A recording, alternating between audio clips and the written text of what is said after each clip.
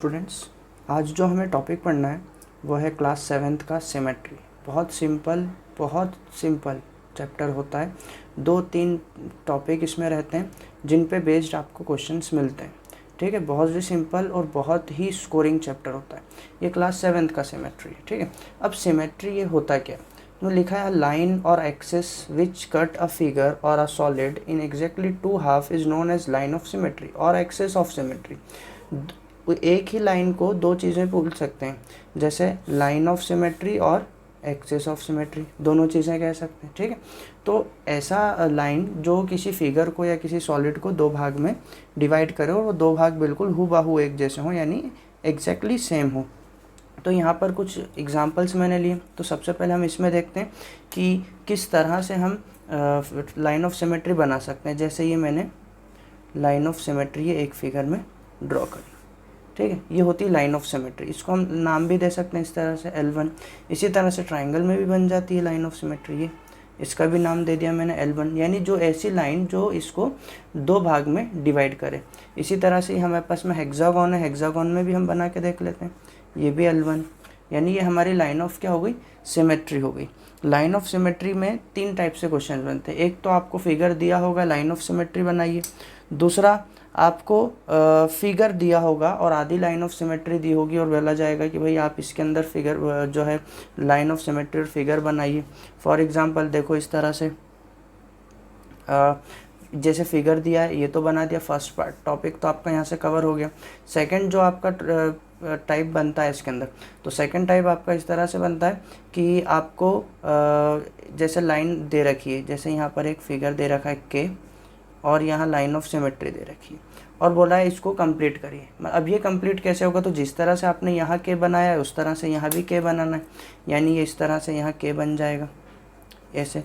लेकिन इसमें आपको क्या ध्यान रखना है कि ये वाला जो डिस्टेंस है और ये वाला जो डिस्टेंस है, ये दोनों डिस्टेंस इक्वल होना चाहिए, इक्वल डिस्टेंस होना चाहिए, जब भी ये लाइन ऑफ सिमेट्री का आंसर सही होगा, अदरवाइज गलत हो जाएगा। इसमें एक एग्जांपल मैं आपको और बता देता हूँ कि मान लीजिए इस तरह से कोई फिगर दिया हो आपको, ये इस तरह से एक फिगर दिया है और यहाँ आपको ये एक लाइन ऑफ सिमेट्री दी है और कहा जा रहा है चलिए इसके आगे इसको कंप्लीट बनाइए। तो ठीक है, हमने इसमें यहाँ पर एक फिगर बनाया। देखिए डिस्टेंस थोड़ा सा ध्यान रखिएगा, है ना, थोड़ा बहुत कम ज़्यादा चलता है लेकिन बहुत ज़्यादा कम ज़्यादा नहीं चलता। इस तरह से लाइन ऑफ सिमेट्री आराम से, आसानी से, ईजी से आप इस फिगर को कंप्लीट कर सकते हैं। फिर उसके बाद में आपको जो मिलता है वो इस तरह से मिलता है कि भाई लाइन ऑफ सिमेट्री दी है, ठीक है, और उसके बाद में ये बताया कि भाई क्या इसमें नंबर ऑफ जो लाइन ऑफ सिमेट्री है वो और ज़्यादा है या नहीं। तो दूसरा बनता है number of line of symmetry के ऊपर। तो number of line of symmetries के अंदर जैसे हमारे पास में जो 3 फिगर्स ऊपर हैं, ये फिगर्स मैंने इस तरह से लिए जिसमें number of line of symmetries है। जैसे एक लाइन ऑफ सिमेट्री तो ये हो गई, दूसरी लाइन ऑफ सिमेट्री इस तरह से आती है, तीसरी भी आती है, चौथी भी आती है, यानी ये L1, तो ये L2, ये L3, ये L4, यानी इस फिगर के अंदर 4 लाइन ऑफ सिमेट्री। इस वाले फिगर में अगर हम देखा जाए तो यहाँ पर एक और एक, ये 2, यानी L1 है तो L2 एंड L3, यानी 3 लाइन ऑफ सिमेट्री।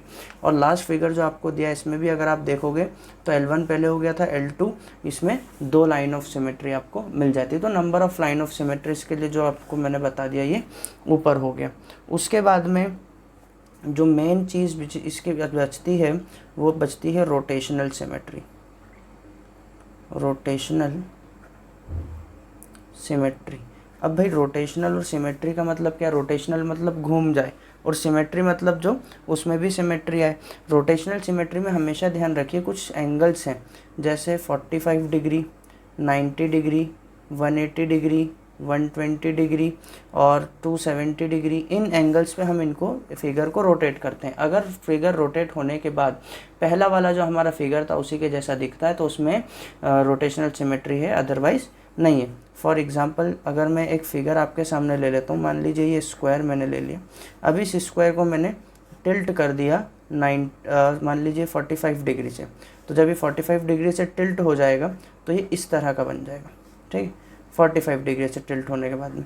तो चूँकि 45 डिग्री से टिल्ट होने के बाद ये आइडेंटिकल नहीं है, इसके जैसा ही नहीं दिख रहा है, तो ये रोटेशनल सिमेट्री 45 पे नहीं शो करेगा।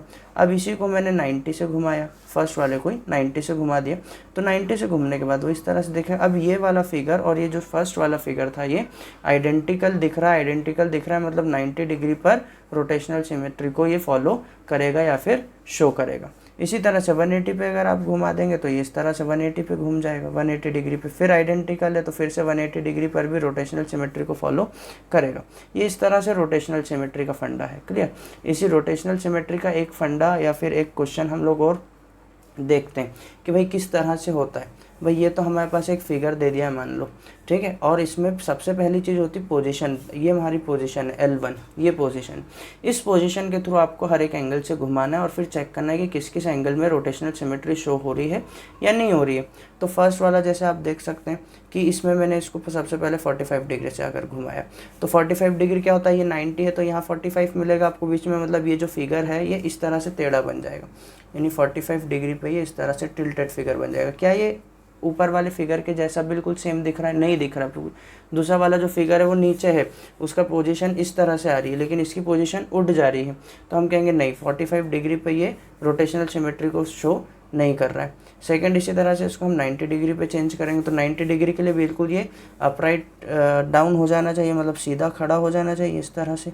और अभी हमारी जो पोजीशन है वो इस तरह से, L1 जो है हमारी लाइन 1 वो इस तरह से, और ये जो है बिल्कुल अपराइट डाउन यानी सीधा खड़ा हो गया, तो हम कहेंगे नहीं 90 डिग्री के ऊपर भी ये रोटेशनल सिमेट्री को शो नहीं कर रहा है। इसी तरह से हम फोर्थ वाले में देखेंगे तो हम इसको 120 डिग्री से अप खड़े करेंगे तो 90, पहले ये 180 डिग्री था, अभी 90 डिग्री में नहीं हुआ, 45 में नहीं हुआ और 90 में भी नहीं हुआ, तो 120 में इस तरह से आता है, ये 120 डिग्री का एंगल बनता है।